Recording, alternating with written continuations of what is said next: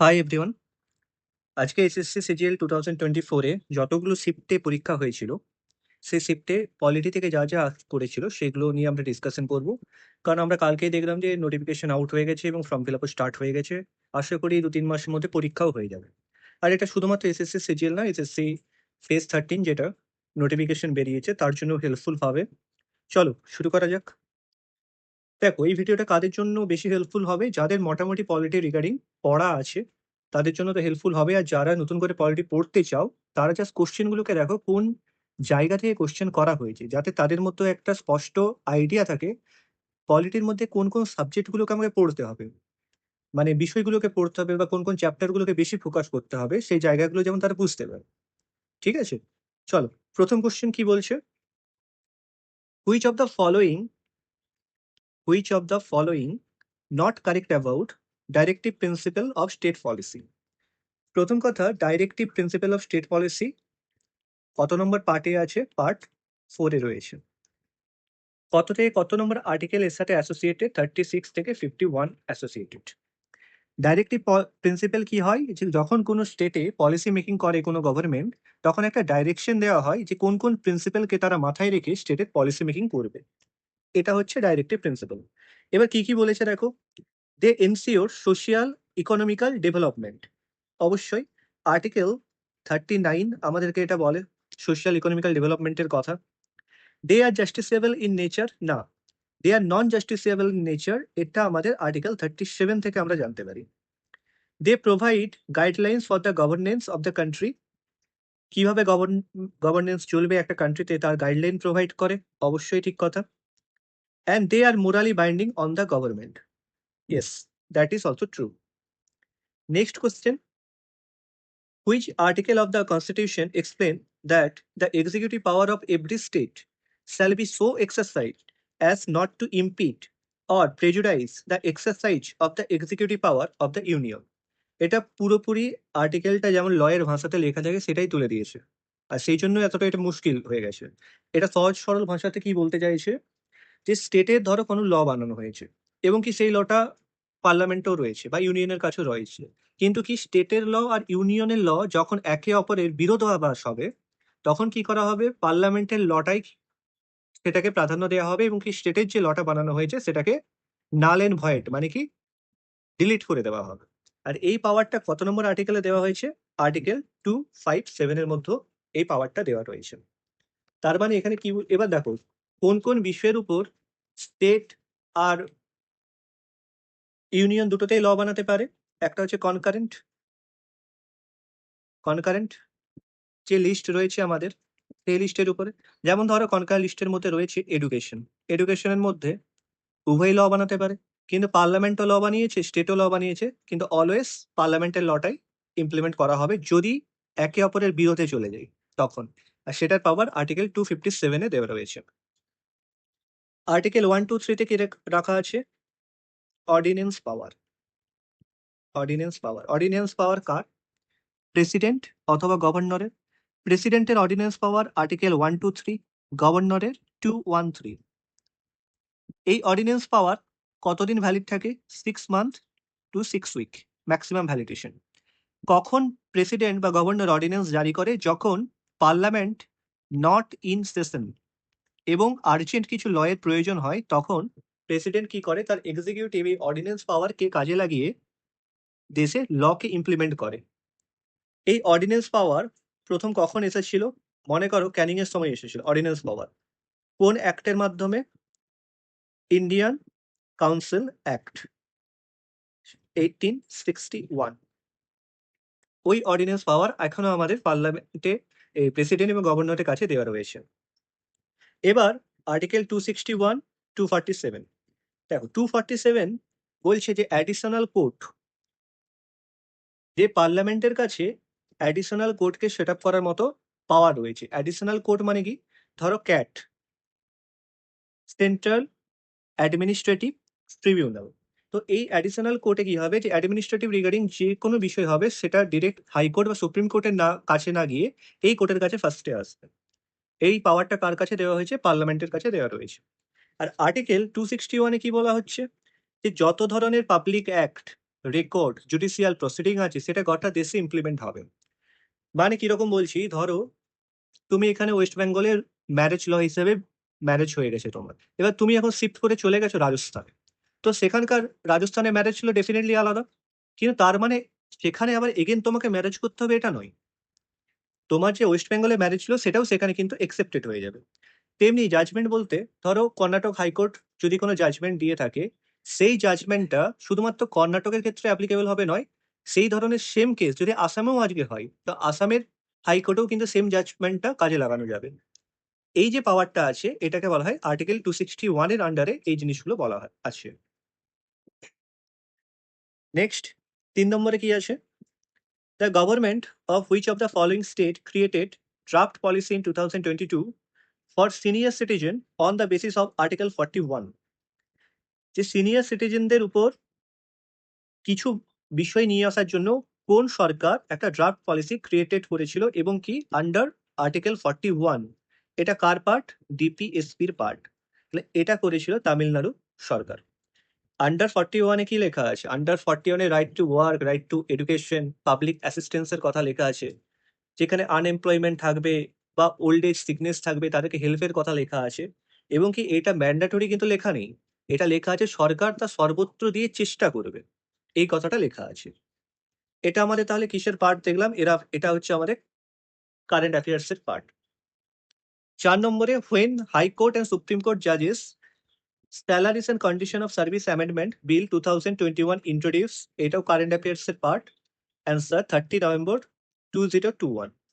যদি আমাকে জিজ্ঞেস করে সুপ্রিম কোর্টের কোন অ্যাক্ট? 1958। সুপ্রিম কোর্টের 1958 যে অ্যাক্ট ছিল সেটাকে এখানে অ্যামেন্ড করা হচ্ছে, আর হাইকোর্ট যদি বলে এই হাইকোর্টের হচ্ছে 1954। ক্লিয়ার এতটা অবধি? চলো next. Which article Indian constitute prohibits providing any religious instruction in the educational institution maintain by the state? বলছে কোন আর্টিকেলটা আমাদেরকে প্রহিবিট করছে স্টেট ফান্ডেড এডুকেশনে রিলিজিয়াস ইনস্ট্রাকশন দেওয়াতে, প্রহিবিট করছে মানে বারণ করছে, সেটা হচ্ছে আর্টিকেল 28। এবার আর্টিকেল 28 এর আন্ডারে দেখো 3 ধরনের ইনস্টিটিউশন হচ্ছে, এক হচ্ছে ফুললি গভর্নমেন্ট ফান্ড, এক 50% ফান্ড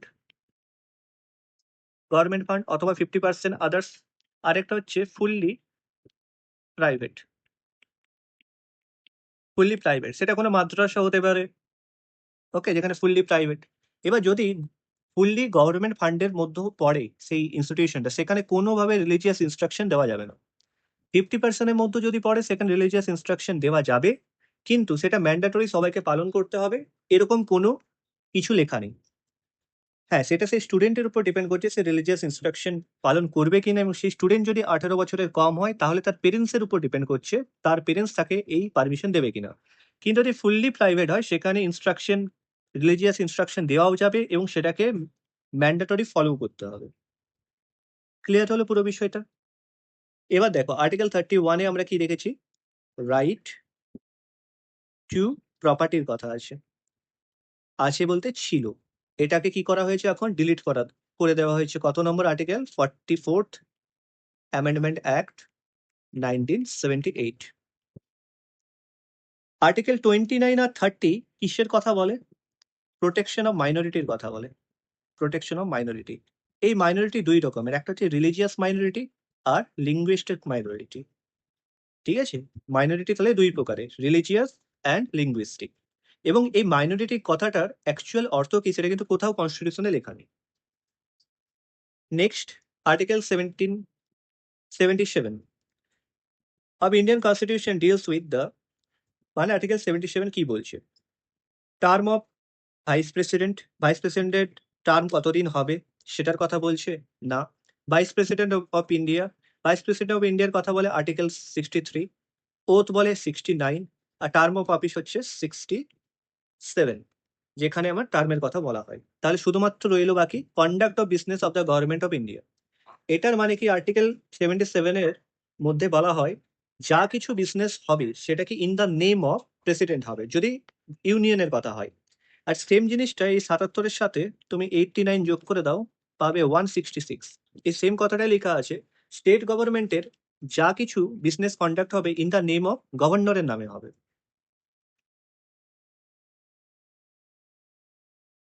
চলো নেক্সট বলছে, Muslim women protection right on marriage act 2019 deals with subsistence অ্যালাউন্সের কথা বলা হয়েছে। এটা কত নম্বর সেকশনে আছে? এটা সেকশন 5-এ আছে। এটাও কারেন্ট অ্যাফেয়ার্সেরই পার্ট। এটার মানে কি, যে যে ইদ্দত পিরিয়ড থাকে, এই ইদ্দত পিরিয়ডে যদি হাজবেন্ড কোনোভাবে তার ডাইভোর্স ওয়াইফকে টাকা পয়সা না দেয় বা কোনোভাবে সে যদি না দিতে পারে, তখন ম্যাজিস্ট্রেটের কাছে কিছু পাওয়ার দেওয়া থাকে, ডিএম এর কাছে পাওয়ার দেওয়া থাকে। সেই কথাটাই বলা হয়েছে সেকশন 5-এর মধ্যে। Which one of the following option is legislative অর্গেন of the union government? Union গভর্নমেন্টের মধ্যে কে লেজিসলেটিভ অর্গেন, কারা ল বানায়? তারা হচ্ছে পার্লামেন্টে যারা বসেন তারা। লেজিসলেটিভ অ্যাসেম্বলি কোথায় আছে? স্টেটে। আর বাকি জুডিশিয়ারি এক্সিকিউটিভের সাথে লয়ের কোনো ব্যাপার নেই, বানানোর ক্ষেত্রে কোনো ব্যাপার নেই। The Indian constitution has established independent judicial system. Plural, dual, partial, একদম না, ইন্ডিপেন্ডেন্ট। এটা কিরকম ক্যারেক্টার? এটা হচ্ছে ফেডারেল ক্যারেক্টার। আচ্ছা, যদি এখানে এটা কোশ্চেন দিত ইন্ডিপেন্ডেন্ট, ইন্ডিপেন্ডেন্টের জায়গায় যদি বলতো ইন্টিগ্রেটেড, তখন আমার অ্যান্সার রাইট হতো। কিন্তু এই ক্যারেক্টারটা কিসের? Unitary character. Unitary character. Integrated দিলেও আমাদের ইন্টিগ্রেটেড জুডিশিয়াল সিস্টেম, যেখানে ডিস্ট্রিক্ট কোর্ট, তার উপরে হাইকোর্ট, তার উপরে সুপ্রিম কোর্ট, সুপ্রিম কোর্টকে যেখানে অ্যাপেক্স কোর্ট বলা হয়। তো ইন্ডিপেন্ডেন্টও হবে এবং ইন্টিগ্রেটেডও হবে, কিন্তু ক্যারেক্টার দুটো, একটা ফেডারেল ক্যারেক্টার, একটা unitary character. The parliament pass the marine aids to navigation bill 2001 to repeal. মানে এই যে বিলটা ইন্ট্রোডাকশন করা হয়েছিল, এটা কোন বিলকে রিপিল এবং রিপ্লেস করছে? ডুডোয়াইন act 1900, no. Lighthouse act, maybe. The dangerous machine regulation, মেশিনের সাথে মেরিনেটস এর কোনো ব্যাপার নেই। The personal injuries emergency provision, এটাও নয়। শুধুমাত্র পড়ে রইল লাইট হাউস অ্যাক্ট 1927। মেরিনের সাথে এটা মোস্ট প্রবাবলি রিলেটেড। ডুরাইন অ্যাক্ট কিসের সাথে রিলেটেড ছিল? এটা হচ্ছে সিকনেস।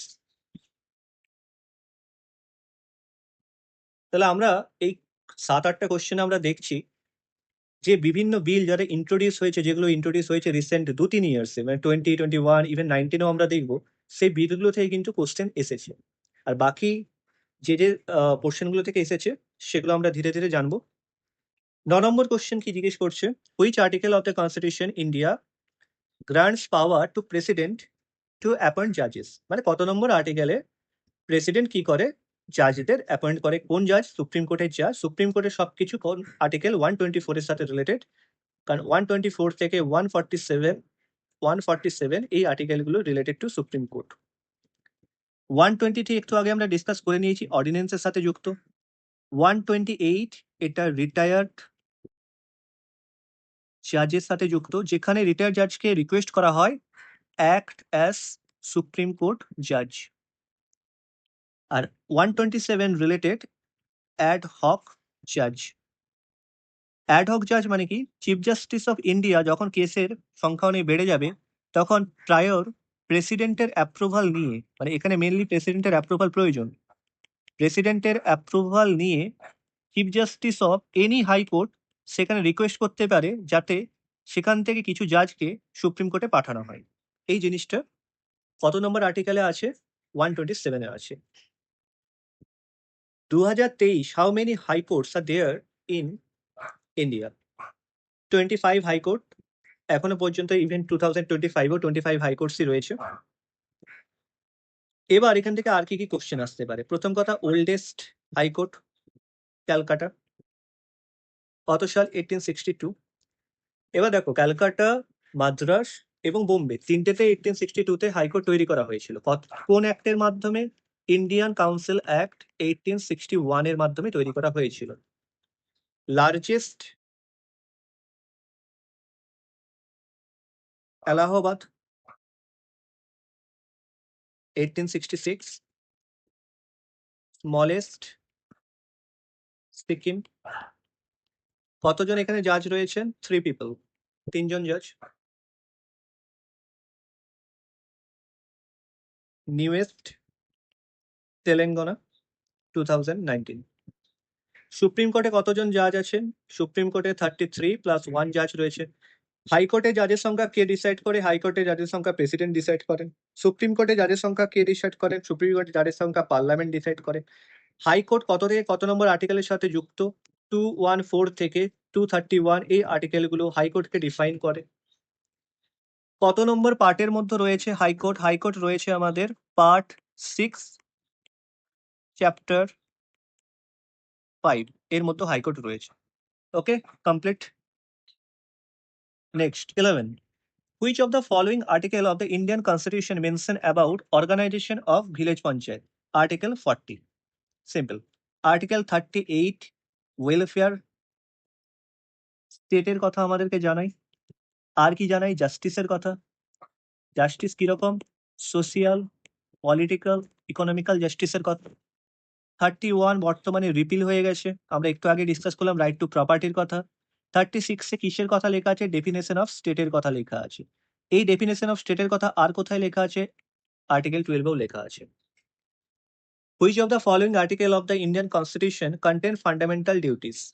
51 এর মধ্যে ফান্ডামেন্টাল ডিউটিস কে রাখা আছে। কত সালে অ্যাড হয়েছিল?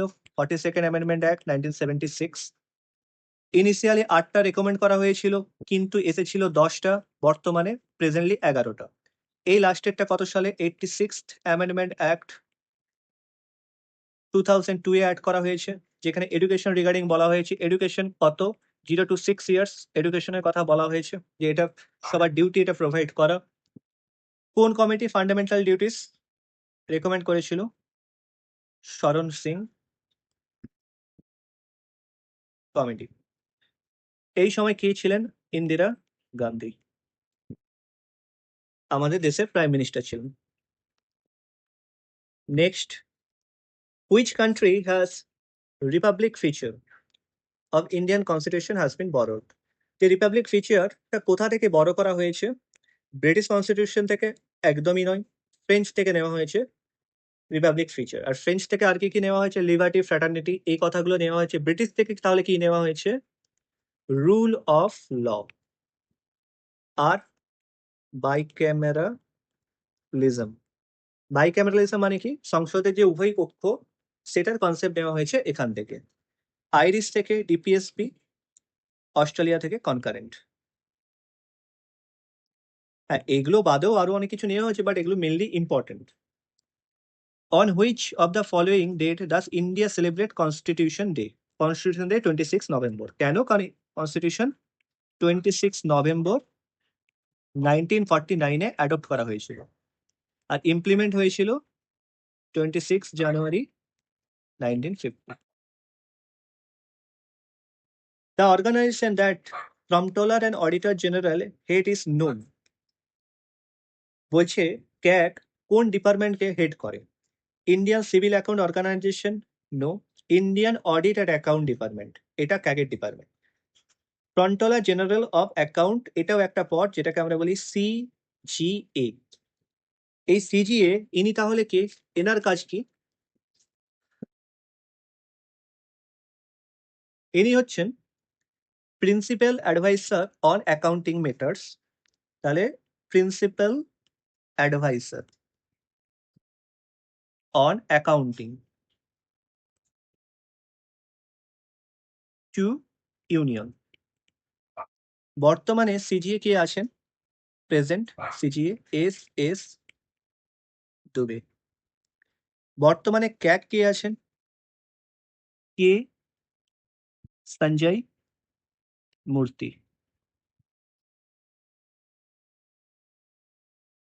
কত থেকে কত নম্বর আর্টিকেল অ্যাসোসিয়েটেড? 148 থেকে 151। আর ক্যাগ থেকে কি কি আসে? যে টেনিওর কত থাকে? 6 ইয়ার্স অর 65। রিমুভাল কিভাবে হয়? সুপ্রিম কোর্টের জাজের যেভাবে রিমুভাল হয় সেভাবেই ক্যাগের রিমুভাল হয়। অ্যাপয়েন্টমেন্ট কে করে? প্রেসিডেন্ট করে appoint. Next, who among the following while praising the amending feature of the Indian Constitution said that the variety in the amending process is wise but is rarely found? এই কথাটা বলেছেন যে amending feature নিয়ে কেসি where, এবার amending feature বলতে এটা article 368 কে বলছে। 368 এর আন্ডারে দুভাবে অ্যামেন্ডিং হয়, একটা হচ্ছে স্পেশাল মেজরিটি, আরেকটা special majority plus half state ratification. Okay, special majority এবং হাফ স্টেট রাটিফিকেশনের মাধ্যমে এটা হয়। নেক্সট আমরা দেখব কোশ্চেন নাম্বার 17 কি বলছে। Anna Chandy, the first Indian woman to serve as a judge at High Court, was appointed in which High Court? যে কোন হাইকোর্টে তিনি প্রথম as an Indian women as a জাজ সার্ভ করেছিলেন? The answer is Kerala. এবং ইনি কেরলে জাজ হবার আগে ইনি ছিলেন ত্রাভানকোরে। ত্রাভানকোর, সেখানে 1937-এ উনি কাজ করছিলেন, তারপর কেরল হাইকোর্টে এসেছিল। তো এনার সাথে আর কি কি অ্যাসোসিয়েটেড হতে পারে এই কোশ্চেনটা থেকে দেখো। লীলা সেঠ, ফাতিমা বিবি and V.V. Nagaratha। লীলা শেঠকে first chief justice of Himachal Pradesh high court.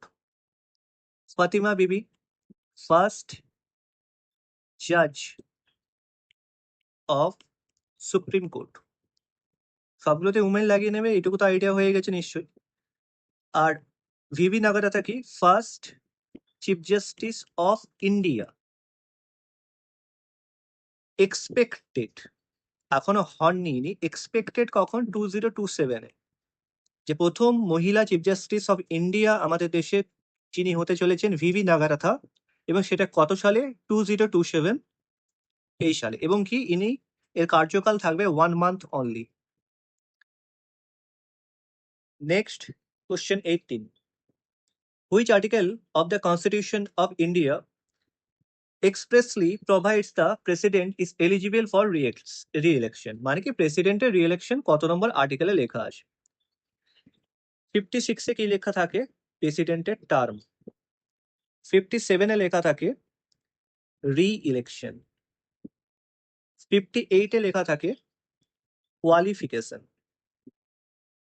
আচ্ছা, এই কোয়ালিফিকেশনটা কি রকম? যেমন প্রেসিডেন্ট অফ ইন্ডিয়ার এজ মিনিমাম 35 ইয়ার্স হতেই হবে, তাকে ইন্ডিয়ান সিটিজেন হতে হবে, and to be a qualified member of Lok Sabha. লোকসভার মেম্বার হওয়ার জন্য যে কোয়ালিফিকেশন গুলো লাগে সেগুলো সবকিছু থাকতে হবে। আর্টিকেল 59-এ বলা হয়েছে কন্ডিশন অফ প্রেসিডেন্ট অফিস। দেখো, ভাইস প্রেসিডেন্ট, প্রেসিডেন্টের সমস্ত আর্টিকেল একদম প্রেসিডেন্টের 52 থেকে শুরু করে ভাইস প্রেসিডেন্ট থেকে শুরু করে আমি তো বলবো ইভেন 84 অব্দি সমস্ত আর্টিকেলকে মুখস্থ করতেই হবে, কারণ এখানে প্রচুর কোশ্চেন এসেছে এই জায়গাগুলো থেকে।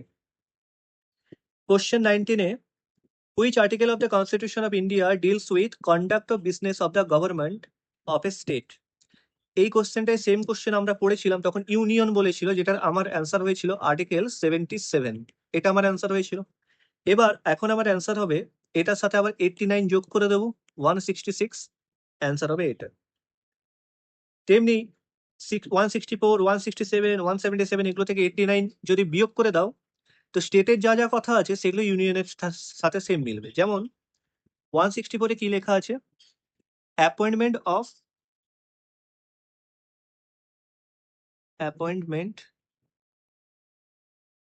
Of same plus minister.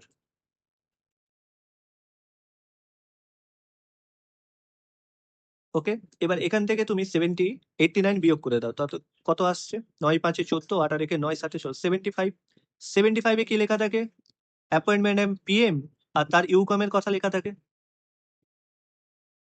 167-এ কি লেখা থাকে? যে ডিউটিস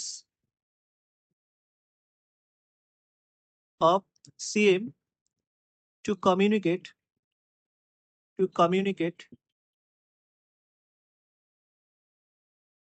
উইথ গভর্নর। এটার মানে কি? যে গভর্নরের যখন প্রয়োজন পড়বে এবং যে যে কাজ চলছে বা যে বিজনেস কন্ডাক্ট হচ্ছে সেটার সমস্ত কিছু কমিউনিকেশন কার মাধ্যমে হবে, সেটা সিএম এর মাধ্যমে। এবং এখান থেকে তুমি এগেন 89 বিয়োগ করে দেখে নেবে, সেটা একদম পার্লামেন্টের সাথে সেম। 177 এ যেটা রয়েছে, 177 বলছে advocate of state and ministers তে রাইটের কথা বলা হয়েছে। বিশেষ করে অ্যাডভোকেট অফ স্টেটের কি রাইট আছে, যেমন এরা লেজিসলেটিভের বিভিন্ন বিষয়তে এরা টেক পার্ট করতে পারে, বাট মেন প্রবলেম কি, তারা ভোট দিতে পারে না। ওকে, ক্যান নট ভোট। তো 89 বাদ দাও।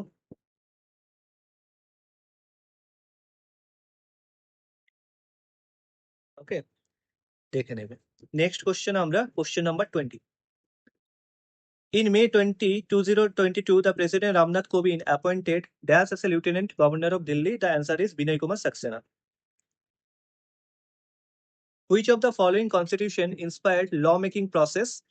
ব্রিটিশ কনস্টিটিউশন থেকে আমরা ল মেকিং প্রসেস নিয়েছি, ফান্ডামেন্টাল রাইট, জুডিশিয়াল রিভিউ নিয়েছি। ইউএস থেকে, আইরিশ থেকে আমরা বলে দিয়েছি, কানাডিয়ান থেকে quasi federal nature, quasi federal nature, এই জিনিসটা আমরা বড় করেছি। With reference to Morley Minto reforms 1909, কোন কথাগুলো statement are correct? They are also called Indian council act, right? Because তিনটি ইন্ডিয়ান কাউন্সিল অ্যাক্ট এসেছিল 1861, 1892 অ্যান্ড 1909।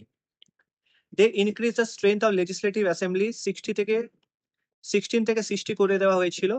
এবং এই লেজিসলেটিভ কাউন্সিল কত নম্বর অ্যাক্টে বানানো হয়েছিল? এটা বানানো হয়েছিল চার্টার অ্যাক্ট 1853 তে প্রথমবার লেজিসলেটিভ কাউন্সিল বানানো হয়েছিল। Right to separate electorate was given to Muslim. আমরা জানি ফাদার অফ কমিউনাল যে বিষয়টা আর কি, তাকে কাকে বলা হয়? মর্লেমেন্টোকেই বলা হয়। নেক্সট আসো, তাহলে আমার অ্যান্সার হবে ABC তিনটেই।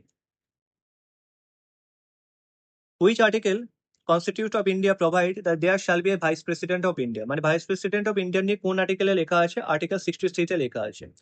61 এ কি লেখা আছে? ইমপিচমেন্টের কথা লেখা আছে। কার ইমপিচমেন্ট? প্রেসিডেন্টের ইমপিচমেন্ট। 65 এ কি লেখা আছে? Vice president act as a প্রেসিডেন্টের হিসেবে কাজ করতে পারে, সেই বিষয়টা লেখা আছে। 62 তে কি লেখা আছে? যে ইলেকশন, ইলেকশন বলতে যখন যে কত দিনের মধ্যে, মানে কত দিনের মধ্যে ইলেকশন করাতে হবে যখন প্রেসিডেন্টের পদ খালি থাকছে, সেটা কত? অ্যান্সার হয় 6 মান্থ। এই কথাটা লেখা আছে। Question number 24। A student on his school assignment is taking a session on how to make compost at home for using it at a park. Which fundamental duty is he performing? এটার মানে বলছে কিভাবে একটা fertiliser বানানো হচ্ছে একটা organic decaying material থেকে, এই বিষয়টা যখন একজন মানে স্কুল স্টুডেন্ট পার্কের মধ্যে সেটাকে পারফর্ম করে, তখন কোন ধরনের ফান্ডামেন্টাল ডিউটি সে পারফর্ম করছে? To strive excellence in all sphere of individual and collective activity. No, there is no collective activity. To protect improve the natural environment, that is true. To develop scientific temper, humanism, spirit of inquiry. Humanism এবং spirit of ইনকোয়ারির বিষয় নেই এখানে। To safeguard public property, public property সেফগার্ডেরও বিষয় নেই। Question 25.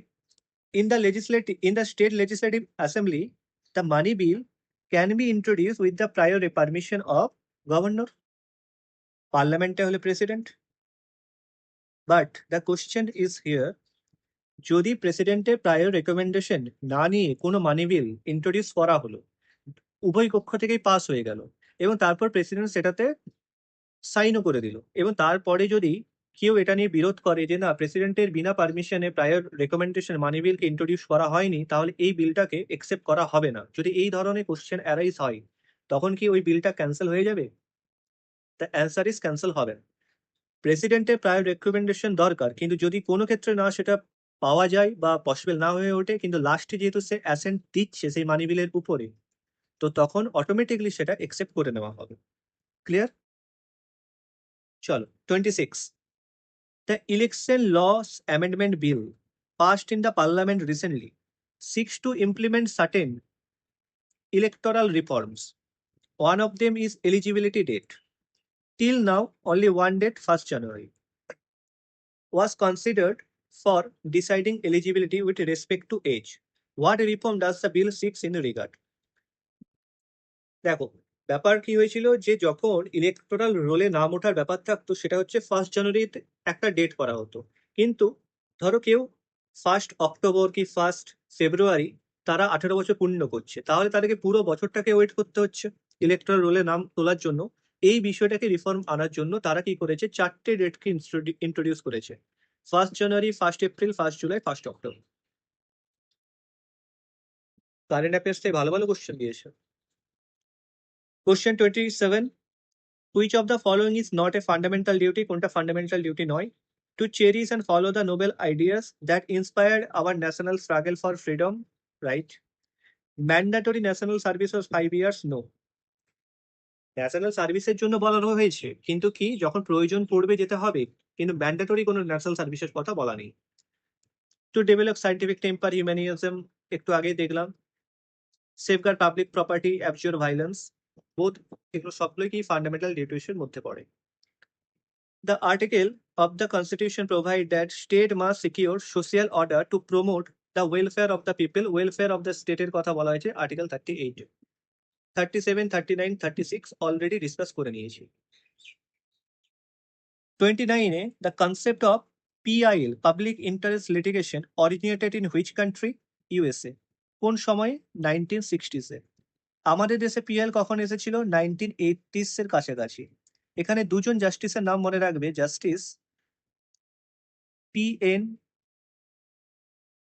ভাগবতী এবং justice Iyer.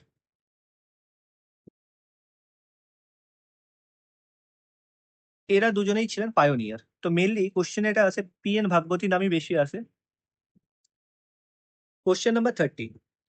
Which of the following statement is incorrect about the directive principle of state policy? কোনটা incorrect? They promote the welfare of individual, hence they are personal and individualistic. প্রথমটাই wrong, তার কারণ কি welfare of the স্টেটের কথা বলা হয়, কোনো ইন্ডিভিজুয়াল পার্সনের উপর ডিপিএসপি কাজ করে না।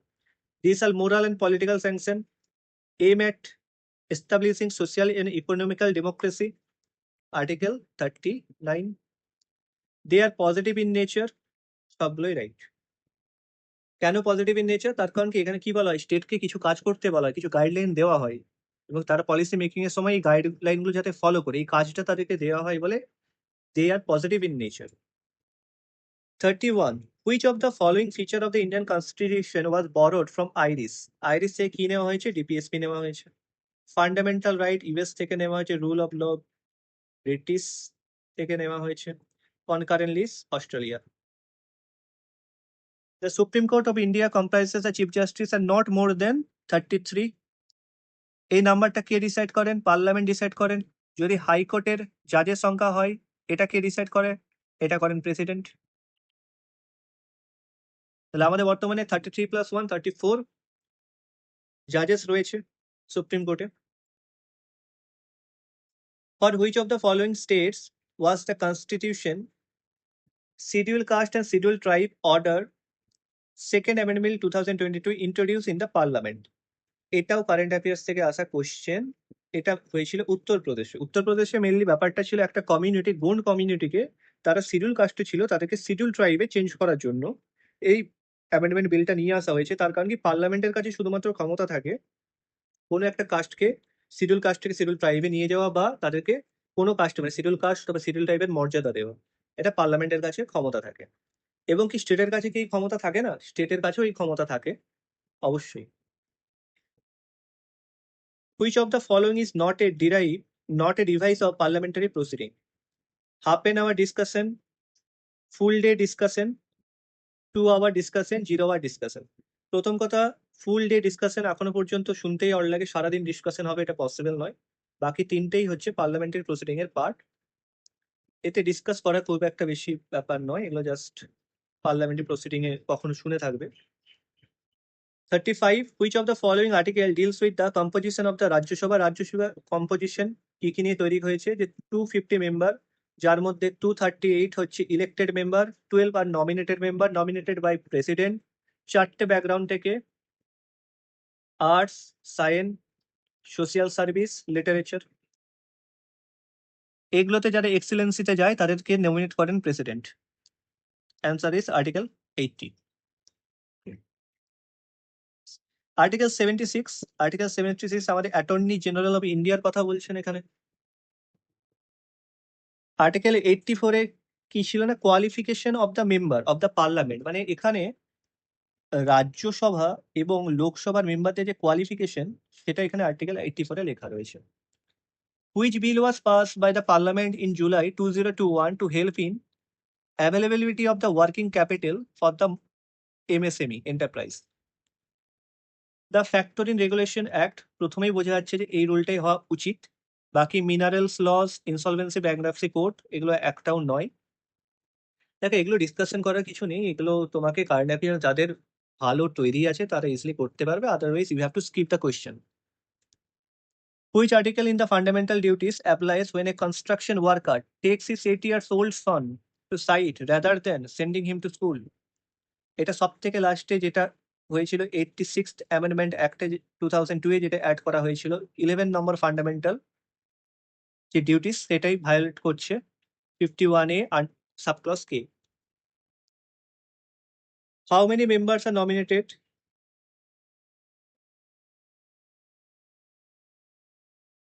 by the president to Rajya Sabha? There is 12 member. রাজ্য সভা থেকে 12 জনকে নমিনেট করা হয়। Article 39. Dr. B.R. Ambedkar described directive principle of the state policy as a novel feature of the constitution. Dr. B.R. আম্বেদকরের ভাষায় কি ছিল, DPSP is a novel feature of the constitution. Identity card কে বলেছিলেন, এ নে পালকি বালা। কাকে বলা হয়েছিল, প্রিয়াম্বেলকে বলা হয়েছিল identity card of the constitution. বাকিগুলো ইম্পর্টেন্ট নয়। আন্ডার 123 অর্ডিন্যান্স মেকিং পাওয়ার কার কাছে দেওয়া আছে, প্রেসিডেন্টের কাছে দেওয়া রয়েছে। The Parliament of India composed of how many house? There is only 2 house, Lok Sabha and Rajya Sabha. Which article of the Indian Constitution deals with the fundamental duties? Article 51A. 39A কিসের সাথে deal করে, free legal এডের সাথে deal করে।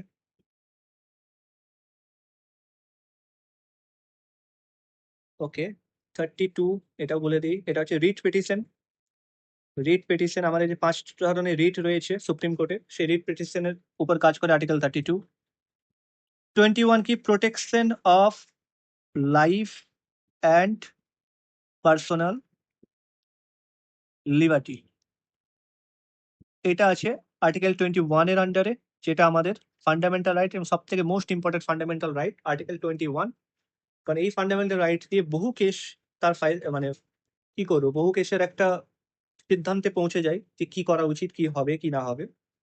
Article 21 most important article. 43 who অ্যাপয়েন্টস the chief election commission of India? Chief election কমিশনকে কে appoint করেন, president of India appoint করেন। Article 324 এর সাথে associated.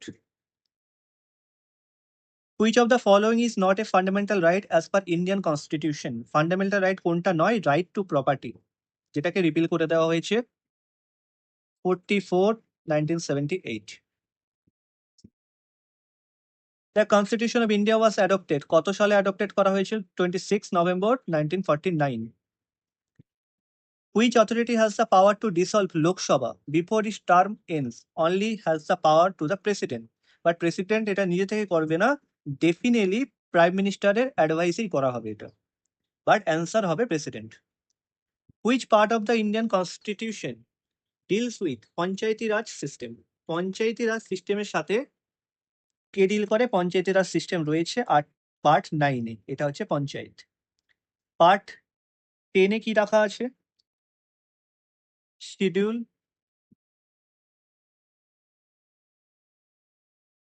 And tribal areas. Part 8 কি রাখা আছে? UTs, union territories, and part 11, part 11 রাখা আছে relation between union and state, এই বিষয়গুলো রাখা রয়েছে। তার মানে এই কোশ্চেনটাকে আমরা দেখতে পাচ্ছি যে 22 পার্টস নাম্বারিং এর দিক থেকে, আর অ্যাকচুয়ালি আমাদের যে 25 পার্টস আছে সেখানে পার্টস থেকেও কোশ্চেন আসে, এবং এই পার্টস থেকে কোশ্চেন লাস্ট ইয়ার ইউপিএসসি তেও এসেছে। The directive principle of the state policy are mentioned in which part of the constitution? Part 4 of the constitution. Part 3 fundamental right, Part 5 union, Part 6 state, এদের বিষয়ে বলা হয়েছে। 49. Which article of the Constitution of India lays down it shall be duty of the Advocate General to give advice to government of the state upon legal matter? মানে সোজা ভাষাতে জিজ্ঞেস করছে যে অ্যাডভোকেট জেনারেলের কথাটা কত নম্বর আর্টিকেলে লেখা আছে? Article number 167। এখান থেকে তুমি 89 এগেন বাদ দিয়ে দাও, কত হয়?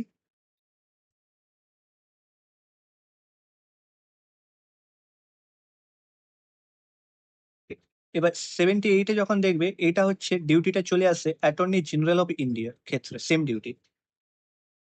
ওকে,